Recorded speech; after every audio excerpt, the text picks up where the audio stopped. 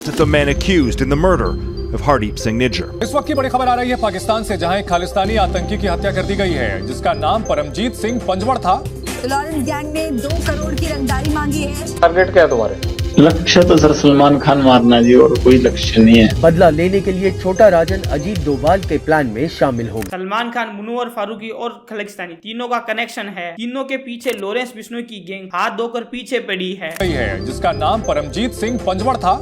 Lawrence gang ने 2 करोड़ की रंगदारी मांगी है। टारगेट क्या है तुम्हारे? लक्ष्य तो सर सलमान खान मारना जी, और कोई लक्ष्य नहीं है। अब कनाडा पुलिस को भी डर लग रहा है और बोल रहे हैं खालिस्तानियों को मारने की जिम्मेदारी इसी की है। Organized crime group in particular, which is the Bishnoi group. 1990 में कश्मीर के अंदर हिंदुओं का नरसंहार हुआ था। ये हमारी आंखों के सामने और ठीक हमारी नाक के नीचे हुआ था, लेकिन हमें उस समय इतनी कम परवाह थी। ज्यादातर लोगों को इस नरसंहार की एथनिक जानकारी भी मौजूद नहीं थी। सिर्फ पिछले 5 सालों के अंदर हम लोगों को यह बात का पता चला। हमारे लगभग 4 लाख हिंदू परिवारों को जम्मू कश्मीर से एथनिक क्लीनिंग कर दिया गया। 1993 के अंदर जब मुंबई के अंदर बम ब्लास्ट हुआ था, जिसके अंदर दाऊद इब्राहिम और डी कंपनी का हाथ था, जिसमें 250 से ज्यादा लोग मारे गए थे और 700 से ज्यादा लोग घायल हुए थे। इन पर एक्शन लेने की बजाय हमारी गवर्नमेंट आखिर कर क्या रही थी? Instead of 11 bomb explosion, I told 12. I see. And one of the place which I mentioned was Masjid Bandar. It is dominated by minorities. I see. So I tried to send message. It's not only in Hindu area; it is in Muslim area also.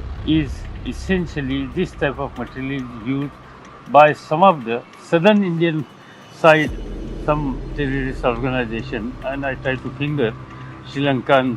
Congress government ने तो आखिर तक आतंकवादी को ही बदल दिया था। 2008 में जब मुंबई के अंदर 26/11 मुंबई अटैक हुआ था, जिसमें लश्कर ए तैयबा से जुड़े हुए आतंकवादी भारत आए थे, उन्हें पाकिस्तान से कंट्रोलिंग और कोऑर्डिनेटिंग किया जा रहा था। जिस अटैक में 160 लोग मारे गए थे, उनमें से 18 लोग सिक्योरिटी गार्ड और 26 फॉरेनर नेशनल भी शामिल थे। भर भरकर एविडेंस लगातार मौजूद थे। इंडिविजुअली फ्रॉम अजमल कसाब को, जो एक आतंकवादी था, जिसे जिंदा पकड़ा गया था, और उसने ये बात बोली थी कि ये सारा अटैक पाकिस्तान द्वारा कोऑर्डिनेट किया गया है। इतना एविडेंस होने के बाद भी जो कांग्रेस लीडर थे, वो एक्शन लेने की बजाय वो सारा का सारा ब्लेम आरएसएस के ऊपर लगातार डाल रहे थे। यहाँ तक कि उन्होंने इस बात के लिए किताब भी पब्लिश की थी, जिसमें कांग्रेस के सीनियर लीडर राहुल बाबा के मेंटोर दिग्विजय सिंह मौजूद थे, फिल्म डायरेक्टर महेश भट्ट भी मौजूद थे, समाजवादी पार्टी के एमएलए अबू हाजमी और एसएफ मुजफ्फर भी मौजूद थे। मतलब हद तो तब हो जाती है जब अलजीरा जैसा एक आतंकवादी संगठन वो ये बात बोलता है कि ये सारे के सारे अटैक पाकिस्तान के द्वारा ही किए गए थे। फिर भी लगातार कांग्रेस आरएसएस को ब्लेम कर रही थी। उस समय राहुल गांधी भी भारत आए थे। उन दिनों जब भारत के अंदर इस्लामिक अटैक लगातार हो रहे थे, तब वो जाकर अमेरिका के अंदर लगातार क्या बात बोल रहे हैं? इंडिया के अंदर सबसे बड़ा खतरा इस्लामिक आतंकवाद है ही नहीं, बल्कि हिंदू आतंकवाद से है। आज 26/11 अटैक के अंदर अजमल कसाब को जिंदा पकड़ा गया था। अगर नहीं पकड़ा जाता तो इसे हिंदू आतंकवाद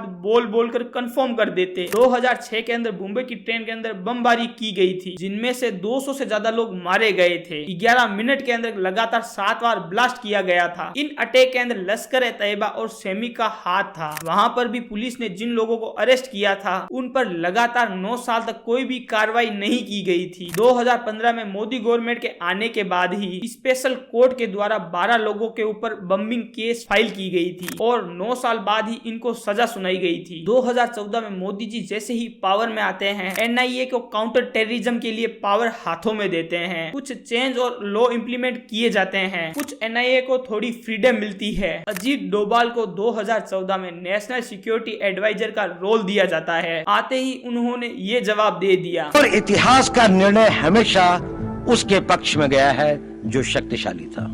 इसने कभी उसका साथ नहीं दिया जो न्याय के साथ था, जो सही था। अगर ऐसा होता तो दिल्ली में बाबा रोड है, लेकिन राणा सांगा रोड नहीं, क्योंकि बाबा आया, विजयी हुआ, राणा सांगा हार गया। शायद हम न्याय संगत थे, शायद सत्य भी हमारे पक्ष में था, लेकिन शक्ति हमारे साथ नहीं थी। इसलिए इतिहास ने हमें उसकी सजा दी। अब मैं ये नहीं कह रहा हूं कि उसको उसकी तिलांजलि कर देनी चाहिए।